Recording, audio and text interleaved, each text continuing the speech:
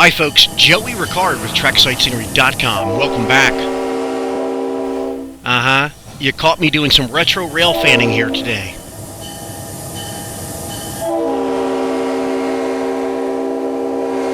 You know, when it comes to model railroading, not everybody has the time, the space, or the money to build the layout of their dreams. For that matter, some people don't even have the time or space to build a small layout. Well, let me show you something.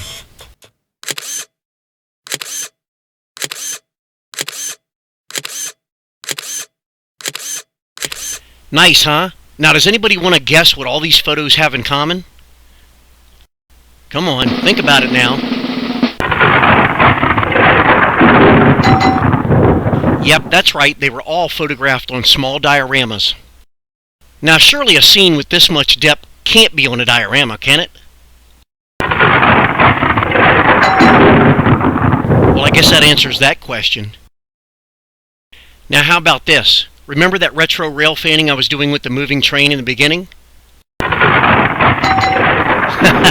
Yep, that's a diorama too.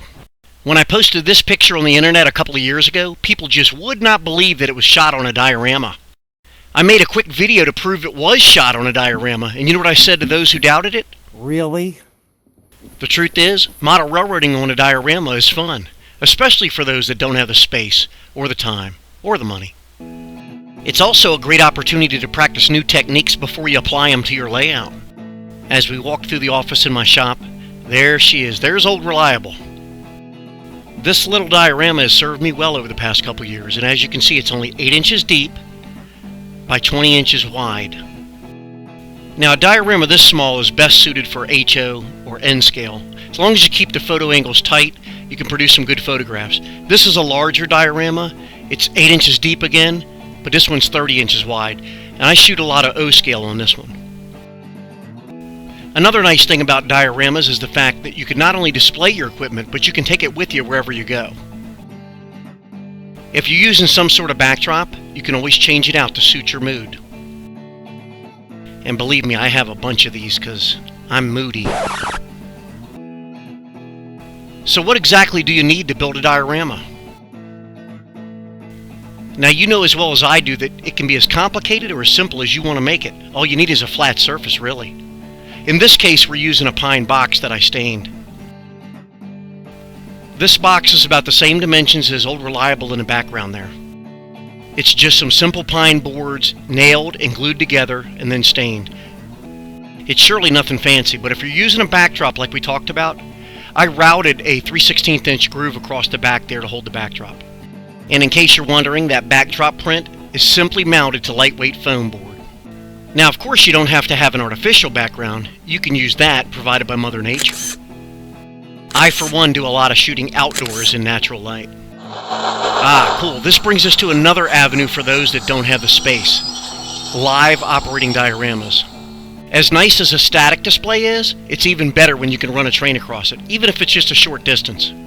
I do this with almost all the dioramas that I have, and I simply add some wings to each side. Just some foam board, and I usually set this on a table and prop it up, add some extra track into it, as you can see here. It's always fun to add a little life to the diorama. Alright, so we talked about it being complicated or simple. Well, there's no rules and there's no wrong or right. I can assure you I've made my share of dioramas out of this blue foam here, keeping it simple. So where does that leave us? Hey, you! You guys want to build a diorama? Alright.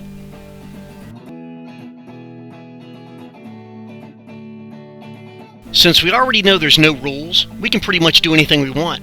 There's a lot of different options. Of course, a diorama can be a shelf, it can be a display on a desk, it can even be a storage box. Yep, that's right. That box you see there even has the groove cut in the back of the lid. As you can see, this is pretty straightforward. It's not brain surgery or rocket science. Whether it's a pretty pine box, a piece of foam, or just a flat board, the process is pretty much the same. The first thing I do is glue down some road bed, and this is going to be HO scale.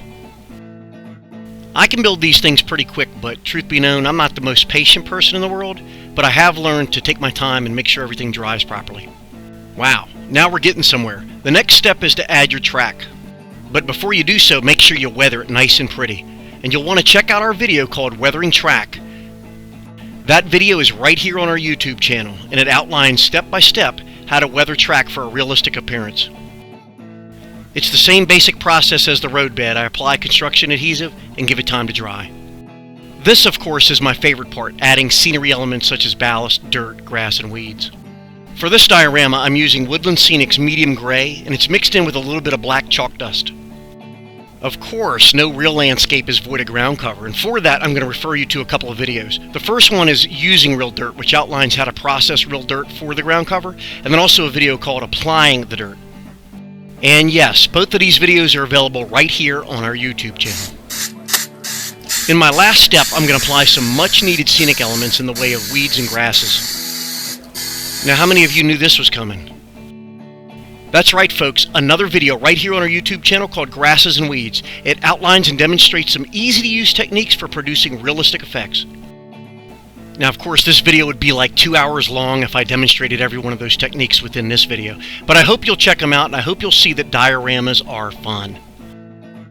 It's a great way to get involved or stay involved with the hobby that we love, especially for those that don't have the time, the space, or the money to build the layout of their dreams.